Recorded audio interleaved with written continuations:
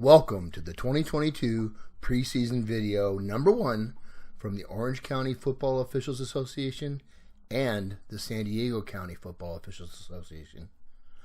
My name is Mark Andrews, and I will be narrating this joint production on behalf of our officials, as well as officials throughout California and the United States who might view this video. This first video will feature 2 plays that we hope that you will find them interesting, informative, and helpful in your preparation for the 2022 season. This play illustrates an illegal and unsafe act by a runner which occurred during one of our state championship games. This hurdling foul in high school football has been in the rule book since 1985, yet has seldom been enforced as a major foul until just recently.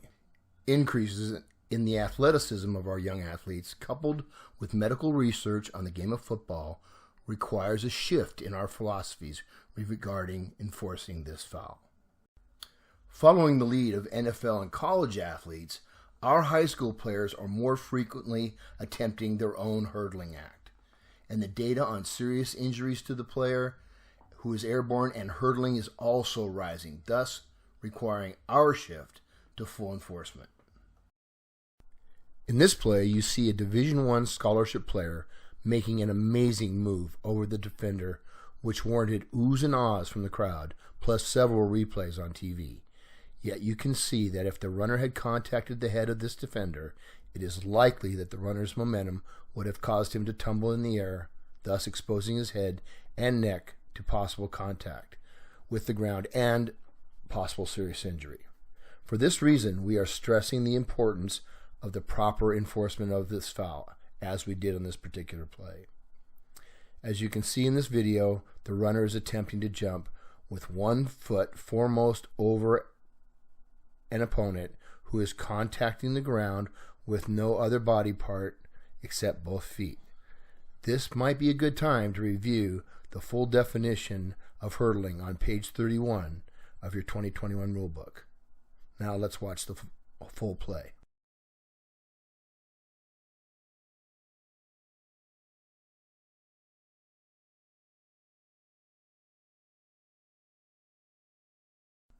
In 2014, targeting an opponent was defined and clarified as a separate personal foul.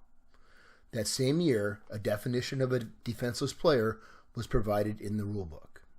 Then, in 2015, fouls for unnecessary roughness were updated to include defenseless players and added excessive contact to the same definition. Since that change in 2015, the language of the definition of a defenseless player has been expanded and now includes a player who initiates contact against a defenseless player, is responsible for making legal contact, and, when in question, a player is defenseless.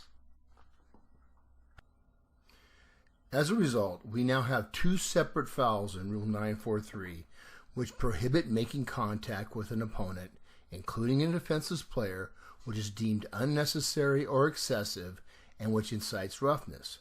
That rule change protects a player who, because of his physical position and focus of concentration, is especially vulnerable to injury. And we have targeting, which prohibits any player from taking aim and initiating contact against an opponent above the shoulders with the helmet, forearm, hand, fist, elbow, or shoulders. We're going to discuss how we, as officials, break down a play in real time to determine if a foul has occurred, and if so, what foul.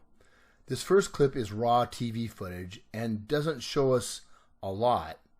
We have 2 additional angles from the school game film, which will give us a better look at the entire play. As the pass play develops, the crew must focus on 2 independent actions. One, these 2 separate observations are almost impossible the eligible receiver for a single official to view simultaneously. And 2, the manner in which the defender makes his effort to defend against the completed pass. These 2 separate observations are extremely difficult for a single official to view simultaneously. For that reason, it is quite common for an official that is further away from the catch process to properly call this foul by a defender.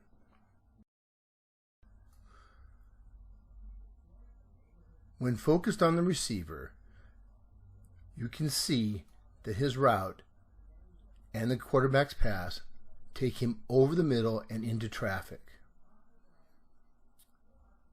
And when the receiver jumps to make the catch, his focus and concentration and physical positioning make him defenseless. In this case, it's easy to see the result of the play as an incomplete pass. The back judge is in perfect position to rule an incomplete pass. Now let's slow this down and determine at what point the receiver becomes defenseless. There is some contact between the receiver and the linebacker, but it does not appear to rise to the level of a foul. At the point where the receiver has turned his head and looking at the quarterback, he is now considered defenseless, and he is defenseless throughout the rest of the play. His focus and concentration never leaves the quarterback and subsequently the ball. He is therefore defenseless from this point forward.